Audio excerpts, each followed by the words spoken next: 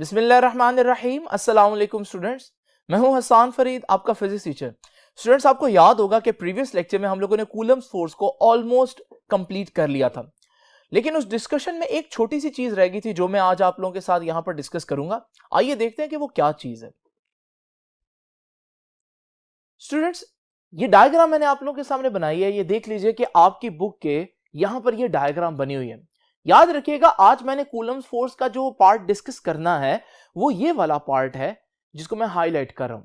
तो सिर्फ छोटा सा आर्टिकल है जिसमें मैं ये चीज डिस्कस करूंगा जिसको मैंने प्रीवियस लेक्चर में डिस्कस नहीं किया था स्टूडेंट्स। लेकिन इससे पहले कि मैं इसकी तरफ आऊं, आपको एक पुरानी बात याद कराता चलूं जो मैंने आपको फर्स्ट ईयर में बताई थी। और वो बात कुछ इस तरह से थी कि आप लोग ग्रेविटी को हमेशा इमेजिन करते रहे कि ग्रेविटी की फोर्स क्या होती है। जैसे जमीन हर ऑब्जेक्ट को अपनी तरफ खींचती है तो इसे हम ग्रेविटेशनल फोर्स कहते हैं आसान अल्फाज में। लेकिन वहां पर आमतौर पर बच्चे एक गलती करते हैं, वो मैंने आपको बताया था। वो क्या गलती है कि हम जब ग्रेविटी को इमेजिन करते हैं तो क्योंकि अर्थ डोमिनेट कर रही होती है, आप देखते हैं अर्थ अपनी जगह से मूव नहीं करती लेकिन सारी चीजें उसकी तरफ मूव करती हैं, फॉल करती हैं। तो हमें ऐसा लगता है कि ग्रेविटी का कॉन्सेप्ट कुछ ऐसा है कि जमीन है और ये एक शख्स है और ग्रेविटेशनल फोर्स वो फोर्स है जिससे जमीन उस शख्स को अपनी तरफ खींच रही है। तो यानी कि हमें एक वन साइडेड व्यू मिलता है कि ग्रेविटी सिर्फ जमीन जो फोर्स है वो उस ऑब्जेक्ट पर या उस शख्स पर लगा रही है। लेकिन फिर मैंने आपको न्यूटन का थर्ड लॉ बताया था, और न्यूटन का थर्ड लॉ क्या कहता था? आसान अल्फाज में कहता था कि हर एक्शन का रिएक्शन होता है, यानी कि दुनिया में अकेली फोर्स एग्जिस्ट नहीं कर सकती। अगर दो बॉडीज आपस में कोलाइड करते हैं या फोर्स लगाती हैं तो ऐसा मुमकिन नहीं है कि एक बॉडी दूसरी पर फोर्स लगाए और दूसरी कुछ भी ना करे। तो क्योंकि न्यूटन का थर्ड लॉ कहता है हर एक्शन का रिएक्शन होता है, तो इसका मतलब अगर हम ग्रेविटी को न्यूटन के थर्ड लॉ की पिक्चर में देखें तो फिर आपको कुछ यूं इमेजिन करना चाहिए कि जमीन उस शख्स को खींच रही है अपनी तरफ, ये तो ठीक है, लेकिन रिएक्शन के तौर पर वो शख्स भी जमीन को अपनी तरफ खींचता है। यानी कि अगर हम टोटल पिक्चर देखें तो वो कुछ ऐसे नजर आएगी। ग्रेविटी का असल कॉन्सेप्ट ये है कि ग्रेविटी वो फोर्स है जिससे जमीन आपको या आप जमीन को खींचते हैं, एक ही बात है। नाउ स्टूडेंट्स, इस वजह से मैं कह सकता हूं कि gravitational force is a mutual force. Mutual का मतलब क्या है? म्यूचुअल का मतलब है कि जब दो ऑब्जेक्ट्स के दरमियान ग्रेविटेशनल फोर्स को आप पढ़ेंगे तो अगर पहला ऑब्जेक्ट ग्रेविटेशनल पुल लगा रहा है दूसरे ऑब्जेक्ट पर, तो दूसरा भी पहले ऑब्जेक्ट पर बिल्कुल उतनी ही ग्रेविटेशनल पुल लगाएगा। ये तो हो गया ग्रेविटी का वो कॉन्सेप्ट जो मैंने आपको फर्स्ट ईयर में दिया था। अब आप सोच रहे होंगे इसको अगर मैं यहां पर एक्सप्लेन कर रहा हूं तो डेफिनेटली आज के लेक्चर में इसका कोई ना कोई रोल तो है। बिल्कुल रोल है स्टूडेंट्स, और वो रोल ये है कि अगर आप देखें चार्जेस के दरमियान लगने वाली कूलम फोर्स भी तो कम से कम दो चार्जेस के दरमियान होगी। अगर वो दो चार्जेस के दरमियान है, सपोज करें दोनों पॉजिटिव चार्जेस हैं, तो फिर आपको मालूम है पॉजिटिव पॉजिटिव रिपेल करेंगे। तो मुझे क्या कहना चाहिए कि ये जो चार्ज 1 है ये चार्ज 2 को रिपेल करेगा या चार्ज 2 चार्ज 1 को भी रिपेल करेगा। तो अगर हम न्यूटन थर्ड लॉ के लिहाज से देखें तो न्यूटन का थर्ड लॉ कहता है कि फोर्सेस अकेली नहीं आती। तो अगर आपके पास एक फोर्स एग्जिस्ट करती है तो उसका रिएक्शन भी एग्जिस्ट करेगा, पूरा पेयर होगा फोर्स का। तो इसका मतलब फिर सही पिक्चर ये हुई कि जब दो चार्जेस एक दूसरे को रिपेल करते हैं तो उसमें एक चार्ज दूसरे चार्ज को रिपेल कर रहा होता है और दूसरा भी उतनी ही फोर्स से पहले चार्ज को रिपेल कर रहा होता है। तो असल पिक्चर कुछ इस तरह से है। यही पिक्चर मैंने आप लोगों के सामने यहां पर बनाई है। ये चार्ज है Q1, ये चार्ज है Q2। पहली पिक्चर में मैं आपको क्या दिखा रहा हूं कि Q1 Q2 पर एक फोर्स लगा रहा है। सपोज करें ये दोनों पॉजिटिव चार्जेस हैं तो ये इसको रिपेल करेगा और ये फोर्स इधर होगी। याद रखिएगा ये उनके सेंटर को मिलाने वाली लाइन है और इसी लाइन में ही फोर्स होती है हमेशा, along this line, along the line joining the centre of the charges. तो फोर्स हमेशा उसी लाइन में होगी। तो ये देखिए जी, ये वो फोर्स है जो बता रही है कि इस चार्ज को ये चार्ज कितना धक्का दे रहा है। यानी कि मैं कह सकता हूं इस फोर्स को मैं अगर कहूं कि दिस इज F21। F21 क्या कह रहा है, इसको जरा समझिए कि इसको कैसे पढ़ना है। F21 फोर्स, यानी कि ये वाली force on charge 2 by charge 1, F21। तो मैं आपको बता दूं यहां पर कि F21 का क्या मतलब होगा जी। F21 का मतलब होगा force on Q2 bye Q1। लेकिन न्यूटन का थर्ड लॉ कहता है कि हमारे पास अगर एक चार्ज दूसरे पर फोर्स लगा रहा है तो दूसरा भी पहले पर फोर्स लगा रहा होगा।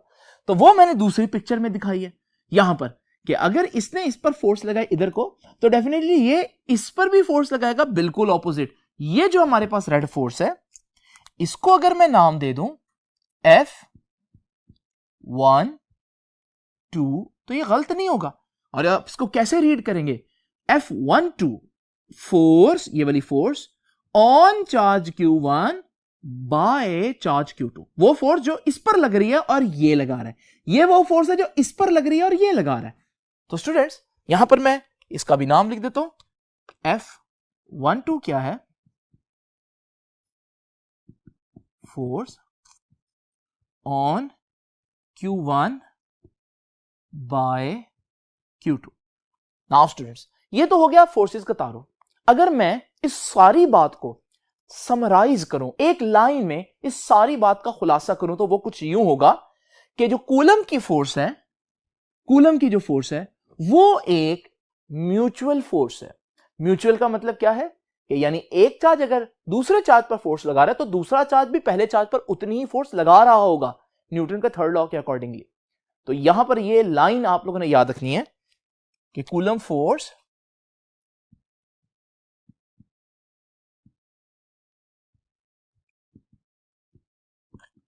Is a mutual force. अच्छा बच्चे समझते हैं शायद ये कोई ऐसा कॉन्सेप्ट है जो सिर्फ कूलम से रिलेटेड है, इस फोर्स से रिलेटेड है। नहीं, मैंने इसलिए पहले ग्रेविटी की एग्जांपल दी कि एक्चुअली में ये कॉन्सेप्ट जो है वो न्यूटन के थर्ड लॉ से रिलेट करता है और ये हर फोर्स पे लगेगा, चाहे कोलिजन्स हो, चाहे हमारे पास ये फील्ड फोर्सेस हो जो हम लोग अभी डिस्कस कर रहे हैं। तो स्टूडेंट्स अब जरा तवज्जो कीजिएगा, मैं यहां पर एक बात कहने जा रहा हूं और वो बात है according to Newton's third law.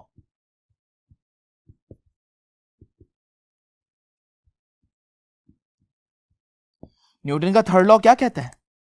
Action और रिएक्शन बराबर लेकिन ऑपोजिट डायरेक्शन में होते हैं। अब एक फोर्स है F12, वो दूसरी फोर्स F21 के बराबर होगी। और आप देख भी रहे हैं मैंने इन दोनों के वेक्टर्स ऑलमोस्ट बराबर बनाने की कोशिश की है। लेकिन स्टूडेंट्स बराबर होने के साथ साथ इसकी डायरेक्शन और इसकी डायरेक्शन बिल्कुल एक दूसरे के ऑपोजिट है। इसका फिर क्या करें? इसलिए मैं यहां पर एक नेगेटिव साइन लगा देता हूं। ये नेगेटिव साइन क्या बता रहा है? ये नेगेटिव साइन बता रहा है कि दोनों फोर्सेस मैग्नीट्यूड में तो बराबर हैं लेकिन डायरेक्शन वाइज एक दूसरे के बिल्कुल ऑपोजिट है। अब स्टूडेंट्स आपको मालूम है ये फोर्सेस का फॉर्मूला तो मैंने पढ़ा हुआ है। तो फोर्स F12 जरा देखते हैं क्या फॉर्मूला था फोर्स का कूलम्स लॉ के अकॉर्डिंगली। फोर्स था 1/, अगर स्पेस हो दरमियान में वैक्यूम हो एज ए मीडियम, तो वो मैंने लास्ट टाइम डिस्कस किया था, 1/4πε0 Q1 पहला चार्ज, Q2 दूसरा चार्ज, डिवाइडेड बाय डिस्टेंस जितना उनके दरमियान है उसका स्क्वायर, और उन दोनों के दरमियान जो डिस्टेंस है वो है r। ये हो गया F12 का फॉर्मूला। लेकिन आप देख रहे हैं यहां तो F12 वेक्टर है जबकि ये सारी चीज जो है ये मैग्नीट्यूड है। स्टूडेंट्स याद रखिएगा स्केलर्स के साथ एक ऐसी चीज लग जाए जिसे हम कहते हैं यूनिट वेक्टर, तो फिर वो वेक्टर कहलाता है और वो इस फोर्स की डायरेक्शन को शो करेगा। ये है यूनिट वेक्टर। यूनिट वेक्टर का निशान देख लें, हैट डालते हैं, ये फोर्स F12 की डायरेक्शन को शो कर रहा है। ये ब्लू वाला हिस्सा फोर्स F12 का मैग्नीट्यूड है और मैग्नीट्यूड और डायरेक्शन मिलके क्या बना देते हैं? मैग्नीट्यूड और डायरेक्शन मिलके वेक्टर बन जाता है। तो अब देखें मैं इस फोर्स F12 को वेक्टर कह रहा हूं। सिर्फ क्यों? क्योंकि ये यूनिट वेक्टर आ गया उसकी डायरेक्शन बताने के लिए, और जब किसी चीज की डायरेक्शन एग्जिस्ट करे तो फिर हम उसको वेक्टर कह देते हैं। बिल्कुल इसी तरह से स्टूडेंट्स अगर आप देखें F21 वो वाली फोर्स, ये वाली फोर्स किसके बराबर होगी? वही फॉर्मूला कूलम्स वाला, 1/4πε0 Q1 Q2 ओवर डिस्टेंस उनके दरमियान जितना है उसका स्क्वायर, और उनके दरमियान डिस्टेंस है r, तो ये स्क्वायर आ गया। लेकिन आप देख रहे हैं जो मैंने ब्लू में लिखा है ये सारा का सारा मैग्नीट्यूड है। अगर मुझे वेक्टर चाहिए तो मैग्नीट्यूड के साथ अगर डायरेक्शन आ जाए तो वो वेक्टर बन जाएगा। अब डायरेक्शन इस फोर्स की चाहिए F21 की, तो मैं ये F21 की डायरेक्शन बता देता हूं, ये यूनिट वेक्टर हो गया। अब मैग्नीट्यूड भी है और डायरेक्शन भी है, तो फिर ये भी क्या बन जाएगा, ये वेक्टर बन जाएगा।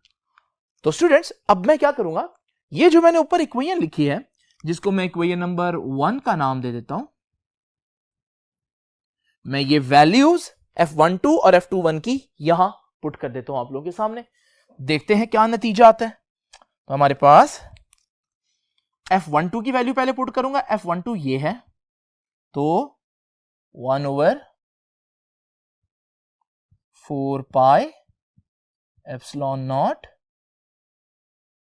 Q1 Q2 over R square, और साथ ये R हैट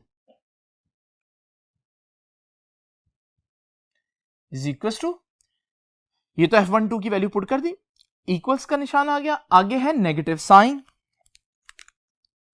और फिर उसके बाद नेगेटिव साइन के आगे क्या है, नेगेटिव साइन के आगे है F21, और F21 ये है, तो ये वाली सारी वैल्यू मैं यहां पुट कर देता हूं कि 1/4 pi epsilon naught Q1 Q2 over R square, और साथ R21 और उसके साथ हैट आ जाएगा ऊपर। स्टूडेंट्स आइए जरा देखते हैं इसको कितना सिंप्लीफाई कर सकते हैं हम।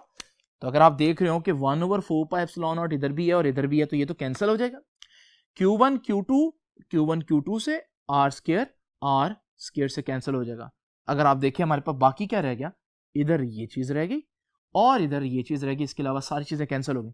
तो मैं इसको लिख देता हूं R12 इज इक्वल टू, इधर क्या रह गया R21, और साथ ये नेगेटिव साइन भी बच गया।